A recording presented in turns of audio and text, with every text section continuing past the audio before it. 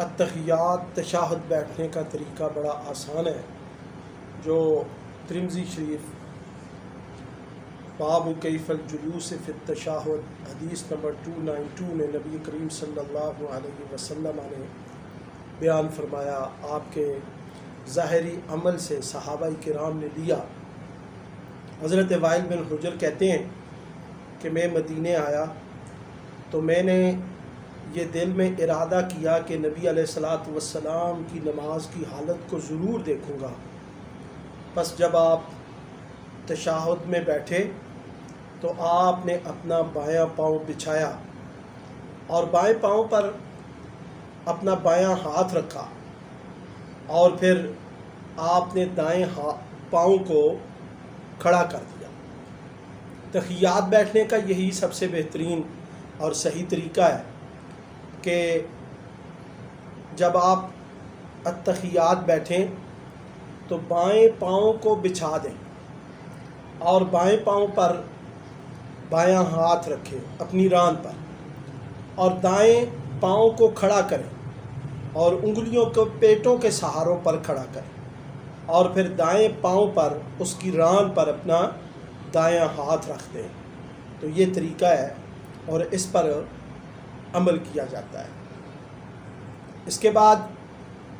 التحیات میں بیٹھنے کے بعد کیا پڑھیں، کون سی تشہد پڑھیں، اس کے بارے میں امام ترمذی ایک حدیث مبارکہ لائے ہیں کہ حضرت عبداللہ بن مسعود نے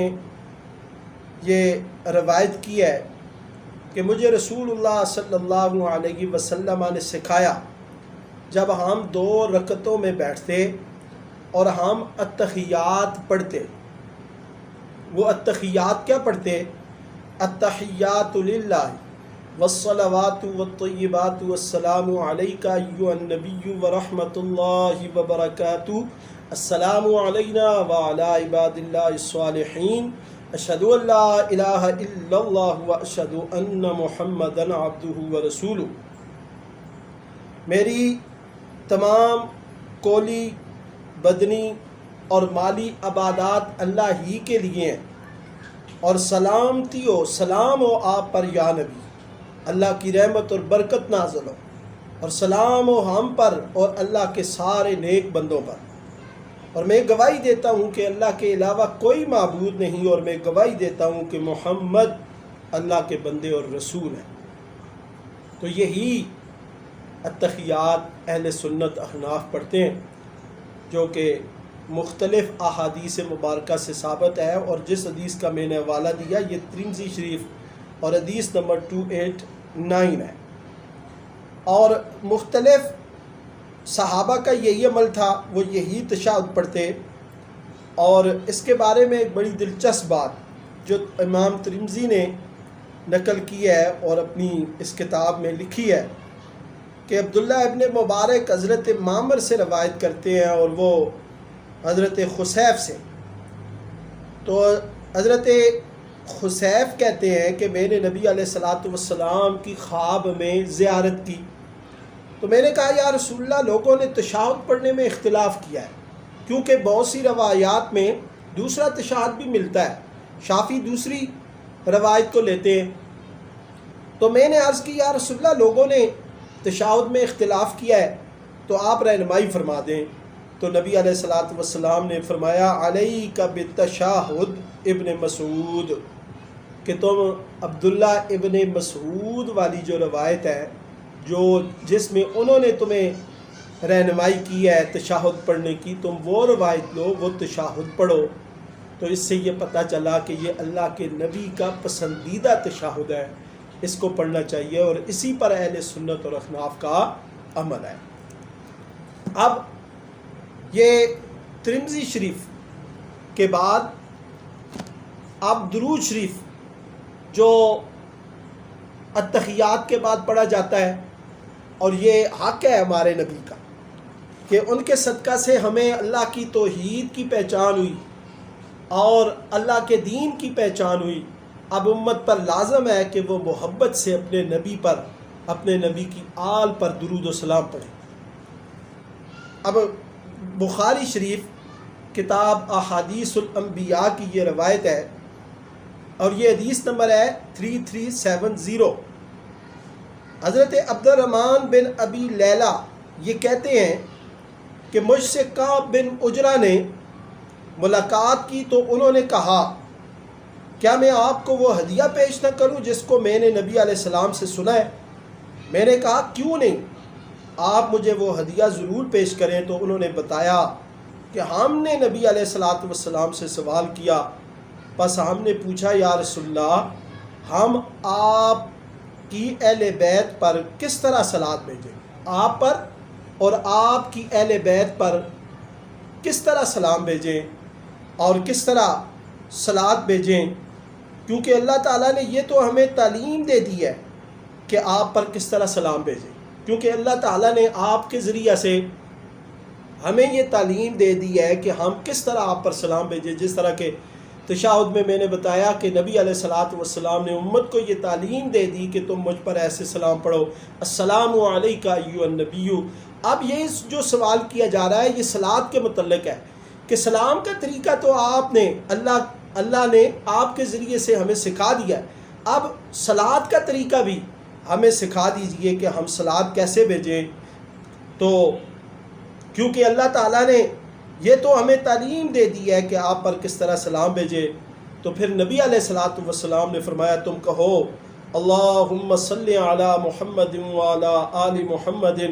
کما صلیت علی ابراہیم وعلی آل ابراہیم انکا حمید مجید،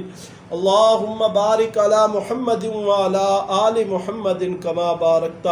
علی ابراہیم وعلی آل ابراہیم انکا حمید مجید۔ ترجمہ، اے اللہ سیدنا محمد صلی اللہ علیہ وسلم پر اور آپ کی آل پر ایسی صلات نازل فرما جیسی حضرت ابراہیم اور حضرت ابراہیم علیہ السلام کی آل پر نازل فرمائی، بے شک تو تعریف والا اور بزرگی والا۔ اور حضرت ابراہیم علیہ السلام کی آل پر اے اللہ تو سیدنا محمد صلی اللہ علیہ وسلم کی کے اوپر برکت نازل فرما اور آپ کی آل پر برکت نازل فرما جیسی تو نے حضرت ابراہیم اور حضرت ابراہیم علیہ السلام کی آل پر جو ہے وہ برکت نازل فرمائی، بے شک تو تعریف کیا ہوا بلند اور عظمت والا ہے۔ تو یہ پورا درود شریف جو بعض لوگ کہتے تھے کہ جی پورا درود شریف جو حنفی پڑھتے ہیں اہل سنت پڑھتے ہیں یہ کسی حدیث کی کتاب سے ثابت نہیں ہے، تو یہ میں پورا درود پاک جو آپ کے سامنے پڑھا اور اس کا حوالہ میں نے دیا بخاری شریف کتاب احادیث الانبیاء اور حدیث نمبر ہے 3370۔ اب اس کے بعد دعا یہ ضرور مانگنی چاہیے، اور دعا وہ والی مانگیں جو صحیح احادیث سے ثابت ہے، کیونکہ صحیح احادیث سے جو ثابت ہے وہی دعائیں جو ہے وہ زیادہ مقام اور مرتبہ رکھتی ہیں، اس لیے ہمیں چاہیے کہ ہم وہ والی دعائیں مانگیں جو صحیح احادیث سے ثابت ہے۔ تو ربنا آتنا یہ والی دعائیں یہ بھی مانگی جا سکتی ہے، اسی طرح رب جعلنی مقیم الصلاۃ یہ والی دعا بھی مانگی جا سکتی ہے، لیکن جو بخاری شریف اور نسائی شریف کی آپ کو میں احادیث مبارکہ پڑھ کے بتا رہا ہوں کہ وہ دعائیں ہمیں مانگنی چاہیے، کہ حضرت ابو بکر صدیق رضی اللہ عنہ نے نبی علیہ السلام سے عرض کی یا رسول اللہ آپ مجھے ایسی دعا سکھائیں کہ جس دعا کو میں نماز میں پڑھوں، نماز میں پڑھا کروں۔ یہ بخاری شریف حدیث نمبر 834۔ تو نبی علیہ السلام نے فرمایا تم یہ کہو، یہ دعا مانگو، اللہم انی ظلمت نفسی ظلما کثیرا ولا یغفر الذنوب الا انت فاغفر لی مغفرۃ من عندک وارحمنی انک انت الغفور الرحیم۔ اے اللہ بے شک میں نے اپنی جان پر ظلم کیا اور بہت ظلم کیا، اور تیرے علاوہ کوئی بخشنے والا نہیں ہے، تو مجھے بخش دے، میرے اوپر رحم فرما، بے شک تو بخشنے والا رحم کرنے والا ہے۔ تو یہ دعا مانگنی چاہیے، یہ یاد کرنی چاہیے۔ صرف وہی بچپن میں جو ہم نے ربنا آتنا یا رب اجعلنی پڑھی اسی پر اکتفا نہیں، بلکہ یہ بخاری شریف والی جو نبی علیہ السلام نے اپنے یار غار اور مزار رفیق اس کو سکھائی حضرت ابو بکر صدیق کو، تو یہ محبت کا تقاضا ہے کہ ہمیں یہ دعا یاد کر کے نماز میں پڑھنی چاہیے۔ اس کے علاوہ ترمذی شریف کی حدیث یہ بھی بڑی عام ہے، اور اس دعا کو بھی یاد کریں کہ حضرت عائشہ الصدیقہ فرماتی ہیں کہ میں نے نبی علیہ الصلوۃ والسلام سے قبر کے عذاب کے متعلق پوچھا تو آپ نے فرمایا عذاب قبر حق ہے، عذاب القبر حق۔ تو حضرت عائشہ صدیقہ فرماتی ہیں، اگلی روایت ہے کہ میں نے اس کے بعد جب بھی رسول اللہ صلی اللہ علیہ وسلم کو دیکھا آپ نماز میں عذاب قبر سے پناہ مانگتے تھے۔ تو قبر کا عذاب یہ برحق ہے، تو نبی علیہ الصلوۃ والسلام ہر نماز میں قبر کے عذاب سے اللہ کی پناہ مانگتے تھے۔ اس میں امت کو تعلیم ہے کہ وہ بھی یہ دعا مانگے اور قبر کی آزمائش، قبر کے عذاب سے محفوظ رہے۔ اور حدیث نمبر یہ 1306 اور 5 یہ جو ہے نا، اب نبی علیہ الصلوۃ والسلام کون سی دعا پڑھتے؟ وہ دعا اگلی حدیث میں آ رہی ہے کہ حضرت عائشہ الصدیقہ رضی اللہ عنہ اس حدیث کی راوی ہیں، فرماتی ہیں کہ رسول اللہ صلی اللہ علیہ وسلم نماز میں یہ دعا مانگا کرتے تھے، اللہم انی اعوذ بک من عذاب القبر واعوذ بک من فتنة المسیح الدجال واعوذ بک من فتنة المحیا والممات اللہم انی اعوذ بک من المأثم والمغرم۔ اے اللہ مجھے قبر کے عذاب سے بچا، میں تیری پناہ طلب کرتا ہوں، اور مسیح دجال کے فتنے سے تیری پناہ طلب کرتا ہوں، اور حیات اور ممات کے آزمائش سے تیری پناہ طلب کرتا ہوں، اور میں گناہ اور قرض سے تیری پناہ طلب کرتا ہوں۔ تو ایک شخص نے عرض کی آپ یہ قرض سے بہت پناہ مانگتے ہیں؟ تو نبی علیہ السلام نے فرمایا کہ بے شک جب انسان مقروض ہوتا ہے تو وہ جھوٹ بولتا ہے اور وعدہ خلافی کرتا ہے۔ تو جب یہ دعائیں پڑھ لیں، جب یہ دعائیں مکمل ہو جائیں تو پھر اس کے بعد سلام پھیریں، اور سلام یہ دونوں طرف پھیرنا چاہیے، اور جب دائیں طرف سلام پھیریں یا بائیں طرف سلام پھیریں تو اپنے ساتھ ساتھ دیگر مسلمانوں اور فرشتوں اور جنوں کی بھی نیت کریں، کیونکہ آپ نماز سے نکل رہے ہیں اور دنیا میں جا رہے ہیں، تو دنیا والوں کو سب سے پہلے یہ پیغام سلامتی دعا کے ذریعے دیں کہ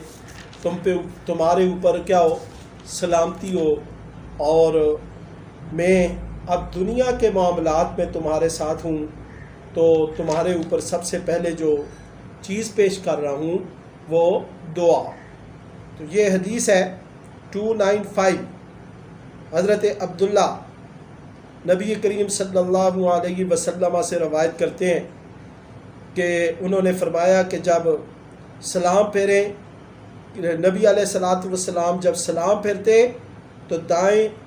اور بائیں طرف سلام پھیرتے،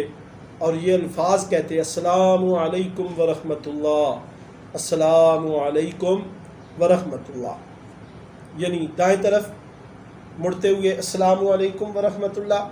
اور بائیں طرف السلام علیکم ورحمۃ اللہ۔ تو میں نے بتایا کہ اس میں نیت بھی کریں اپنے ساتھ، اپنے دوسرے بھائیوں کی طرف، فرشتوں کی طرف اور جنوں کی بھی، کہ ان کے اوپر بھی سلامتی آئے۔ اللہ تعالی ہمارے اس عمل کو قبول فرمائے۔ سبحانک اللہم و بحمدک، اشہد ان لا الہ الا انت واستغفرک واتوب الیک۔